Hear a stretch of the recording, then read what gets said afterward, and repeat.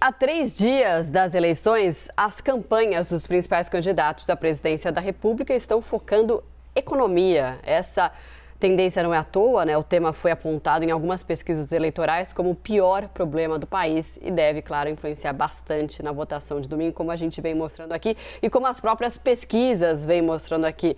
Priscila Yazbek, Thaís Herédia, boa tarde para você, Thaís. Boa tarde, meninos, tudo bem? Vamos debater então esse tema. Pri, o mercado que você sempre fala, né, que o mercado financeiro ele não tem lado, ele quer estabilidade, ele quer um governo que tenha ali um foco na estabilidade, que ele vá se sentir seguro. Gosta ele não de ficar quer no escuro. O tiro no escuro, exatamente isso. Exatamente, né? A pergunta que acho que nossa editora Carol Brito tinha deixado é: mercado financeiro tem algum lado, né? E a minha resposta seria: não tem lado nenhum, tem o lado do dinheiro, né? Os empresários, eles querem fazer negócio, querem um ambiente estável, como você falou, Marcela, querem não ficar no escuro. E aí, o que aconteceu nessa semana e por que as campanhas estão focando tanto em economia nessa reta final? Além desse fato de que os eleitores, eles deixaram de apontar corrupção como a principal preocupação do país, passaram a apontar cada vez mais economia, principalmente inflação, quando a inflação estava mais elevada ali no mês de junho, agora deu uma caidinha, mas depois que eles passaram a apontar isso como principal problema, o tema, claro, apareceu muito ao longo das campanhas, mas nessa reta final teve um fator crucial, que foi o jantar do ex-presidente Lula com empresários, que teve uma adesão muito forte de empresários, e isso está provocando também uma reação da campanha do atual presidente Jair Bolsonaro. Então, as próximas propagandas eleitorais de Bolsonaro devem prever uma participação maior do ministro Paulo Guedes. Isso quem trouxe de apuração foi a Dani Lima. Ontem ela falou bastante sobre isso, que o Paulo Guedes já está gravando essa campanha, e nessa propaganda nova ele deve falar que com guerra e pandemia, ainda assim, o país conseguiu entregar... Hoje, né?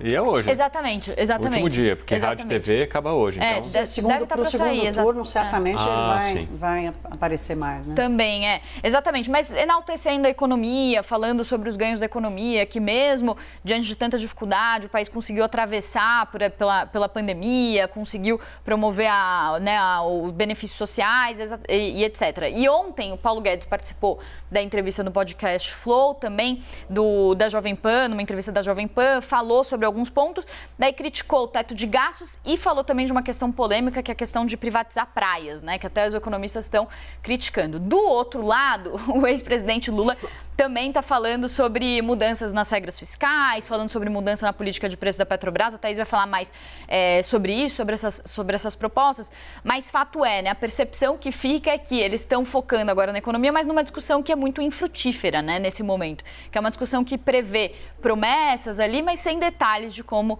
essas questões e essas propostas devem ficar na prática. Thaís, você consegue nos trazer, então, o norte, já que eles não estão querendo falar muito, sobre quais seriam as propostas dos principais candidatos e de que forma que os especialistas, economistas, enfim, avaliam o que está por vir? Eu não sou bússola, mas o norte é um só, né? Não adianta.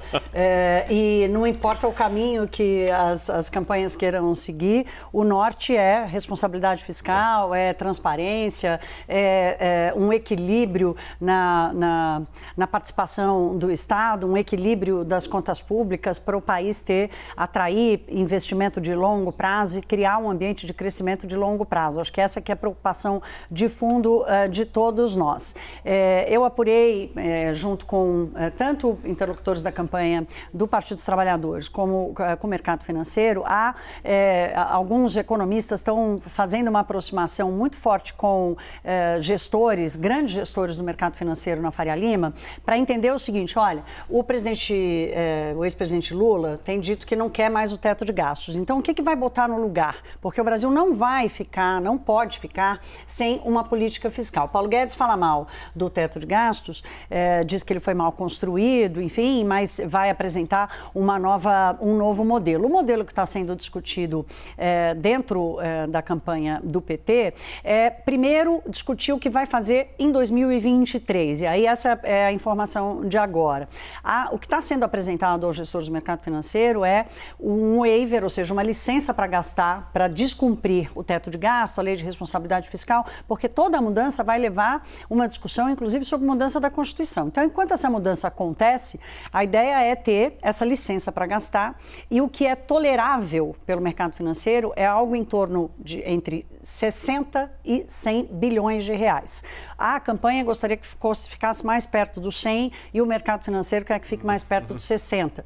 O custo do Auxílio Brasil em R$600 para ser mantido a partir do ano que vem gira em torno de 55, 57 bilhões de reais. Então, mais de 60 é um espaço a mais para o novo governo gastar, numa eventual vitória de Lula, gastar para além desse custo imposto pelo Auxílio Brasil. E a discussão é, o que o mercado financeiro está cobrando são dois mecanismos, um que controle a despesa e um que controle a receita de alguma forma ou siga uma meta para a receita. O Caio Junqueira trouxe essa apuração aqui ontem, de que do lado da receita o governo, a campanha de Lula pensa numa ideia de um modelo que trabalha ali com, olha, se o país crescer muito, se a receita aumentar muito, a gente pode ter um superávit primário menor, a gente pode economizar menos para poder estimular a economia de alguma forma. A outra medida, do ponto de vista da despesa, que é o que o teto de gastos faz hoje e que está em discussão e que é o ponto mais polêmico, é arrumar algum indexador que dê liberdade ao novo governo para gastar para além da inflação, que é como o teto de gastos é hoje. Isso tudo não está decidido ainda, é um debate que causa discordância dentro do próprio PT e o que o mercado financeiro está dizendo é, no dia seguinte do primeiro turno, em havendo um segundo turno, que é o cenário mais provável, é bom que os candidatos avancem nos detalhes, porque até agora está todo mundo no escuro e isso gera um risco de uma percepção mais negativa sobre as duas campanhas, na verdade. Muito bom, gente. Obrigada, viu? Muito bom bate-papo com vocês sempre. Valeu, Thaís.